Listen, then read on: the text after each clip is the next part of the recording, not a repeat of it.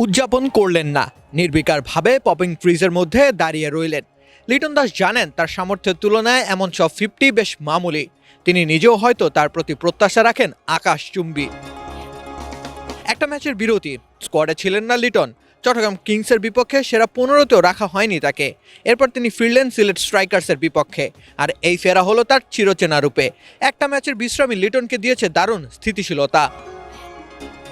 তিনি হয়তো ভাববার সুযোগ পেয়েছেন নিজের দুর্বলতা নিয়ে। তিনি হয়তো ভেবেছেন ঠিক কোথায় হচ্ছে গরমিল, আর উত্তর খুঁজে পেয়েছেন বলেই তো 50 একটা ইনিংস উপহার দিলেন Liton.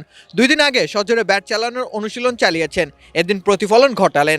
Half hearted shot খেলেননি Liton, সবগুলো শটে আত্মবিশ্বাসের সাথে পাওয়ার জেনারেট করেছেন। ম্যাজিক হার্বাল টুথপেস্ট দূর করে দুর্গন্ধ সৃষ্টিকারী দাঁতের সমস্যা। ইয়েস, দেখাও তোমার ম্যাজিক। তাতে করে 29 বলে 50 করেছেন লিটন। তিনি যে রান পাচ্ছেন ব্যাটে, সেটাই সবচেয়ে স্বস্তি। তবে এই রান খরা কাটিয়ে উঠতে গিয়ে একেবারেই খোলসবন্দি হয়ে যাননি ডানহাতি এই ব্যাটার। ব্যক্তিগত ইনিংসের শেষ বেলায় তার স্ট্রাইক রেট ছিল প্রায় 170।